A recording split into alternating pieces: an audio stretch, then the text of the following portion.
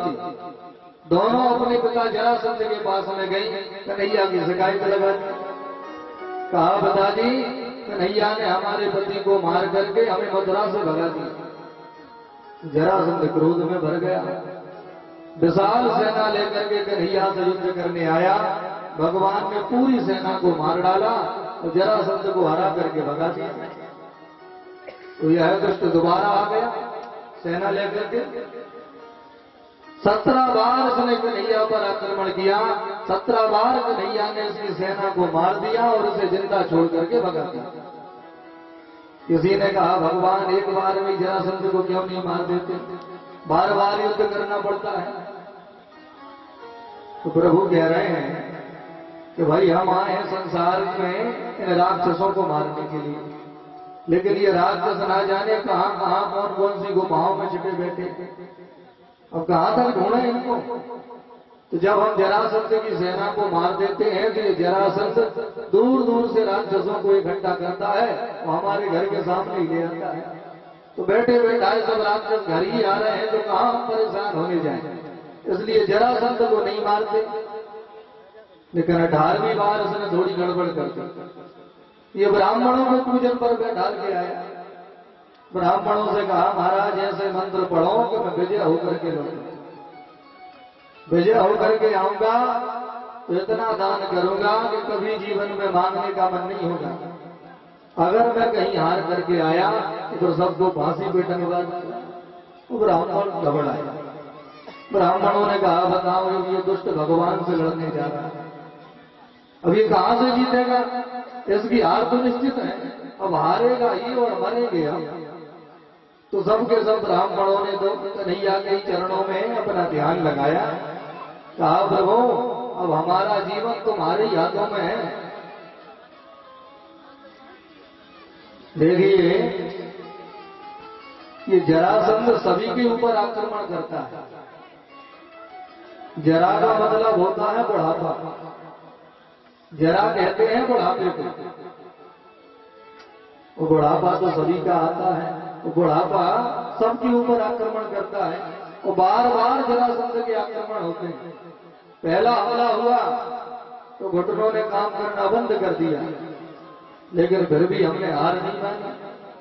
तो दूसरा हमला हो गया, आंखों से कम दिखाई देने लगा, तो हमने चश्मा लगा लिया, लेकिन हार नहीं मानी। तीसरा हमला हुआ, बत्ती सी निकल के बाहर आ गई, नकली बत्ती सी लगवा ली। सिर के बाल सफेद हुए तो घर से काले करवा लिए।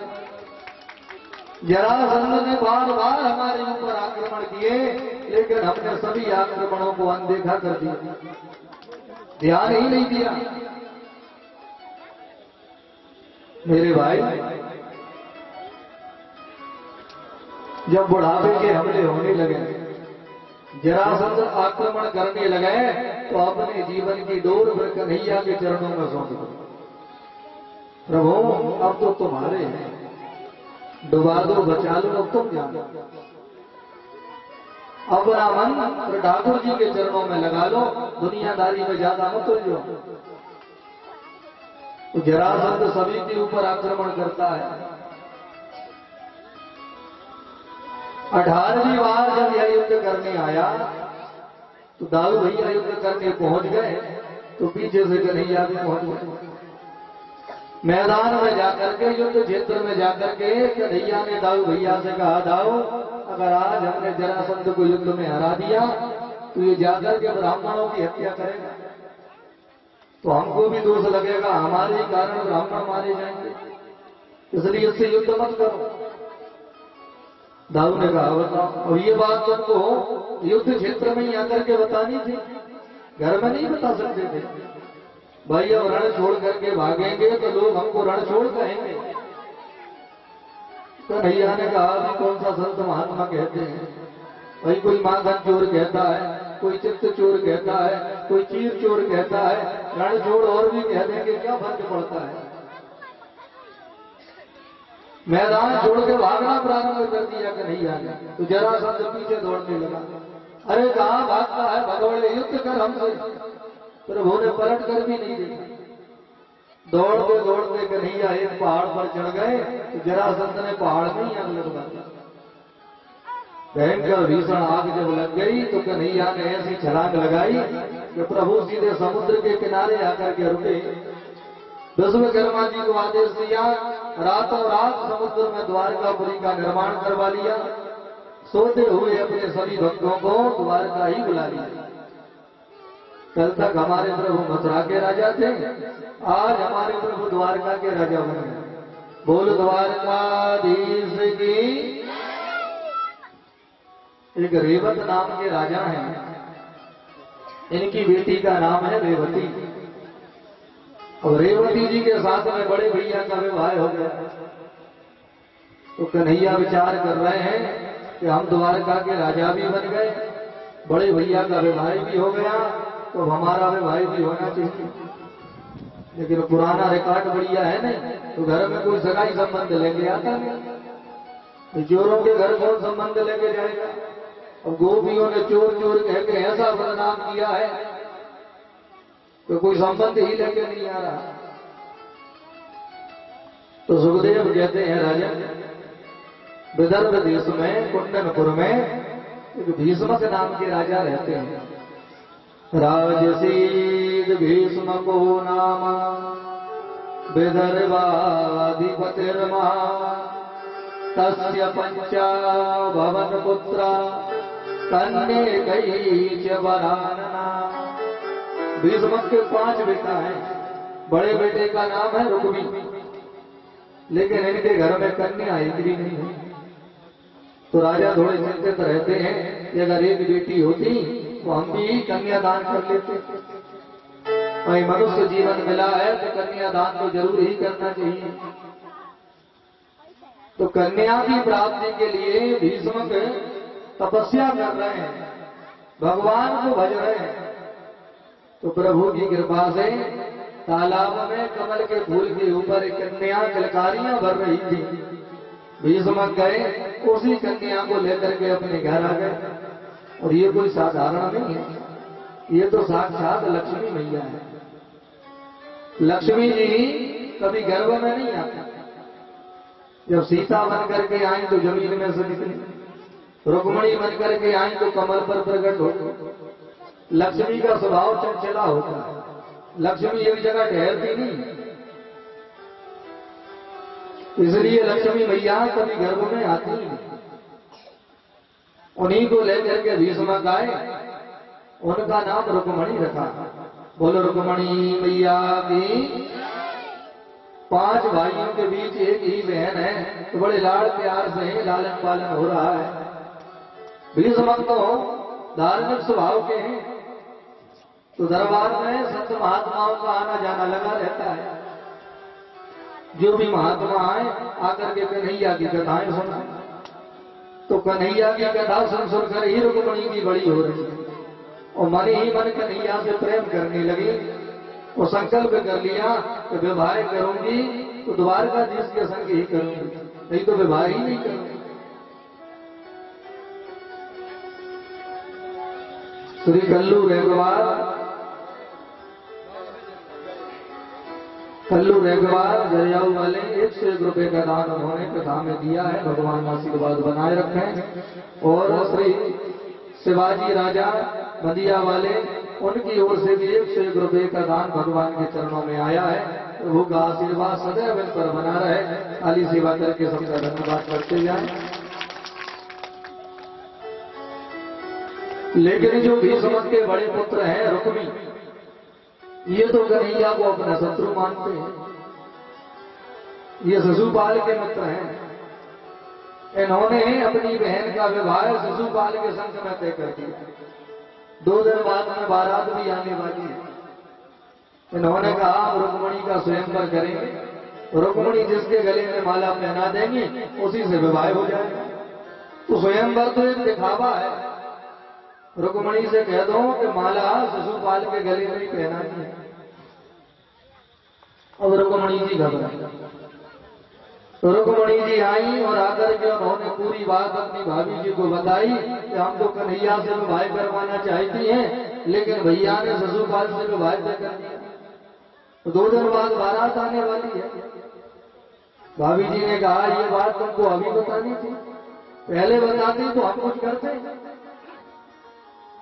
अब इतनी जल्दी हम क्या कर सकते हैं। रुक्मणी ने कहा भाभी अगर कन्हैया से विवाह नहीं हुआ तो मैं किसी से विवाह ही नहीं करूंगी, भले ही मुझे अपने प्राणों को ही क्यों ना त्यागना पड़े। तो भाभी ने एक ब्राह्मण को घर में बुलवाया। रुक्मणी ने द्वारकाधीश के लिए एक पत्र लिखा। वह पत्र लेकर के एक ब्राह्मण द्वारका के लिए निकल गए और द्वारका जाकर के द्वारकाधीश को रुक्मणी जी का वह पत्र सौंप दिया। और रुक्मणी जी ने बड़ा सुंदर पत्र लिखा है। रुक्मणी लिख रही है प्रभु हमने आज तक आपको देखा नहीं। रुक्मणी जी ने कन्हैया को देखा ही नहीं है, बगैर देखे ही हम केवल आपकी कथा सुनकर ही आपसे प्रेम करने लगे। भला इस संसार में ऐसा कौन होगा जो आपकी कथा सुनकर के आपसे प्रेम न करता हो। भाई हम सब लोग भी तो भगवान की कथा सुन रहे हैं, तो कथा सुन करके हमारे मन में भी प्रभु के प्रति प्रेम जागृत हो जाता है और हम परमात्मा से प्रेम करने लगते हैं। तो रुक्मणी कह रही है कि आपकी कथा सुन सुन करके हम आपसे प्रेम करने लगे और हमने संकल्प कर लिया कि विवाह भी केवल आपसे ही करेंगे। लेकिन हमारे भैया ने तो विवाह शिशुपाल के संग तय कर दिया, परसों बारात आने वाली है। प्रभु आपके अतिरिक्त अगर किसी से हमारा विवाह हुआ तो हम प्राण ही त्याग देंगे। अब जो वस्तु किसी सिंह को प्राप्त होनी चाहिए उसे कोई सियार ले जाए तो ये भी ठीक बात नहीं। इसलिए आप कुंदनपुर आ जाओ और हमें यहां से ले जाओ। तो प्रभु एक प्रार्थना है कि यहां आप किसी से युद्ध मत करना। हम नहीं चाहते कि हमारे विवाह में युद्ध हो। अब आप विचार कर रहे होंगे कि हमारी सुरक्षा में तो कई सैनिक लगे रहते होंगे। तो हमारे कुल की एक परंपरा है कि जब कन्या का विवाह होता है तो कन्या देवी पूजन के लिए जाती है, तो वहां हमारी सखियों के अलावा और कोई नहीं होगा।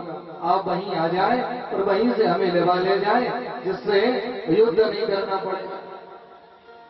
भगवान ने रुक्मणी जी का यह पत्र पढ़ा। ब्राह्मण देवता ने कहा प्रभु कहिए क्या आदेश है। कन्हैया ने कहा कि आदेश देने का समय नहीं बचा, हम भी आपके संग कुंदनपुर ही चल रहे हैं। रथ में बैठ करके भगवान कुंदनपुर के लिए निकल पड़े। पीछे से दाऊ भैया ने देख लिया तो दाऊ भैया ने आकर के पूछा कि कन्हैया कहाँ गया है। सैनिकों ने कहा कि कुंदनपुर से एक ब्राह्मण आए थे, उन्हीं के साथ में भगवान रथ में बैठ करके निकल गए। कहाँ गए हैं ये किसी को नहीं बताया। दाऊ भैया प्रसन्न हो गए। अरे भैया हमारा कन्हैया कुंदनपुर गया है, कुंदनपुर में रुक्मणी का स्वयंवर है, हमारा कन्हैया भी उसी स्वयंवर में गया है। चलो सब लोग बारात में चलने की तैयारी करो। तो सब लोग सज धज करके दाऊ भैया के संग बाराती बन करके सब कुंदनपुर के लिए निकल गए। तो कन्हैया पहले ही पहुंच गए थे। तो कात्यायनी मंदिर के पास में जाकर के खड़े हो गए। ब्राह्मण ने जाकर के रुक्मणी को बता दिया कि कन्हैया आ गए हैं, मंदिर के पास में खड़े हैं।